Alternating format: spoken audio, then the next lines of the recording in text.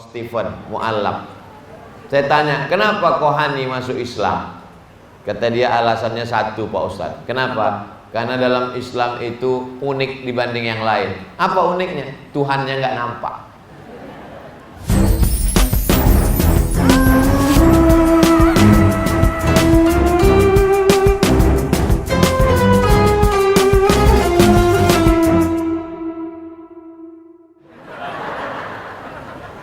Poin pertama yang mau saya sampaikan, menjadi orang Islam jangan tersinggung kalau ada saudaranya menasehati karena dia sedang menjalankan agama, dan menjadi orang Islam jangan merasa mengintervensi orang, tapi sesungguhnya engkau sedang menjalankan agama. Ustaz Somad, Ustaz kalau ceramah jangan di kota-kota aja, jangan di masjid-masjid besar aja. Ustaz mesti masuk ke hutan. Ustaz mesti menjumpai suku Terasing, suku Akit, suku Laut, suku Sakai, suku Talang. Saya tak tersinggung. Saya tidak menganggap Allah kau iri aja. Enggak, karena saya menganggap ini saudara saya. Hanya saja caranya. Nabi Muhammad itu dikawal atau tak dikawal? Tidak. Nabi bebas pergi ke masjid kemana. Tapi Khalifah Harun Ar-Rasyid dikawal.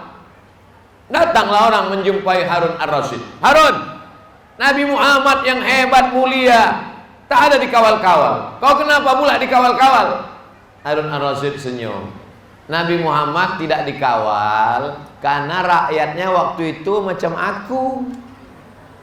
Sedangkan zaman sekarang aku mesti dikawal karena umatnya macam kau. Tidak perlu marah-marah. Ustadz bilang jangan marah-marah, tapi Ustadz kalau ceramah tuh bunyinya macam marah-marah. Itu bunyinya aja. Di dalam ini lebih halus daripada tisu. Datanglah orang ke istana menjumpai Harun Ar-Rasyid, Khalifah Amirul Mukminin. Harun Ar-Rasyid, kenapa kau begini? Kata Harun Ar-Rasyid, kau tahu Nabi Musa? Tahu. Allah menyuruh Nabi Musa mendakwahi Fir'aun. Apa kata Allah? Wa qula lahu qawlan layyina. Ucapkanlah kata-kata yang lunak, layyin, lunak kepada Fir'aun. La'allahu yatadzakkara aw yakhsha. Mudah-mudahan dia ingat dan takut pada Allah. Aku tidak sejahat Fir'aun dan kau tidak setakwa Musa. Aku tidak seburuk Fir'aun dan kau tidak sebaik Musa. Kenapa cakapmu kasar kepada aku? Jadi dakwah ini pun dengan lembut.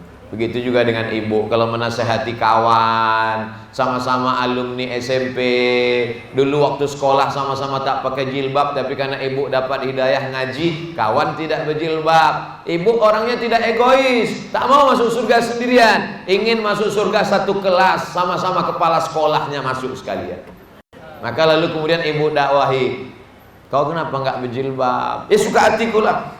Kepala-kepalaku, kutu-kutuku, uban-ubanku, kenapa kau urus? Apakah ibu marah? Enggak, ibu senyum. Aku tak ingin kau transit masuk neraka jahanam. Kasar kali kau. Aku tak kasar, itu udah lembut kali itu udah. Kau kasar, ku jambak kepala kau. Kalian juga anak-anak muda, mesti menasihati kawan. Kemana kau malam ini guys? Aku mau ke tepi sungai, ngebut-ngebut tepi laut, ke pantai sama cewek. Hijrahlah dulu sebentar. Ada pengajian sama Ustaz Somad nanti malam. Terus pacar gimana? Habis ngaji baru lanjutkan. Ini namanya hijrah pasrah tapi tak rela. Kira-kira kalau Allah sekali kun fayakun semua orang menjadi baik, bisa tak bisa? Innama amruhu idza arada syai'an ayyakula lahu kun baik. Semua yang tak berjilbab langsung pakai kain kapan. Bisa apa tak bisa? Bisa. Semua yang nakal-nakal langsung jadi baik atau langsung mati sekalian, rata dengan tanah. Dipanggilnya satu malaikat tak berhasil nampaknya Abdul Somad ceramah, tolong kau siupkan sangkakala dulu. Tapi jangan kuat-kuat kali. Kira-kira pingsan aja lah agak 3 hari. Taubat semua orang di dunia ini. Tapi Allah tidak ingin orang itu baik karena takut. Allah ingin orang itu baik karena sadar dari dalam dirinya. Lalu kemudian kenapa kalau memang Allah itu ada, kenapa tak dinampakkannya dirinya, Pak Ustadz? Saya ketemu dengan seorang mu'allaf, namanya Kohani. Selalu nonton videonya. Kohani Koh Stephen, mu'allaf. Saya tanya, kenapa Kohani masuk Islam? Kata dia alasannya satu, Pak Ustadz. Kenapa? Karena dalam Islam itu unik dibanding yang lain. Apa uniknya? Tuhannya nggak nampak. Itu justru yang membuat dia bersyahadat masuk Islam. Allah ingin kita percaya, padahal dia tidak kelihatan. Tapi sekarang orang mau. Ada orang dari Yunani, namanya Demokritos. Siapa namanya? Ibu yang hamil jangan kasih nama anak Demokritos. Hai Demo. Hobi apa? Unjuk rasa. Demokritos mengatakan yang ada inilah yang ada. Tiang ini ada karena ada. Kamera ini ada karena nampak. Bunga ini ada karena disentuh. Soman ada karena bisa didengar. Bisa dilihat, bisa didengar, bisa dipegang, bisa disentuh, bisa ditangkap dengan panca indera. Ada. Kalau tidak bisa ditangkap, tidak bisa dilihat, tidak bisa dipegang, maka tidak ada. Malaikat bisa ditengok? Kalau begitu malaikat? Menurut Demokritos. Nama filsafatnya materialism.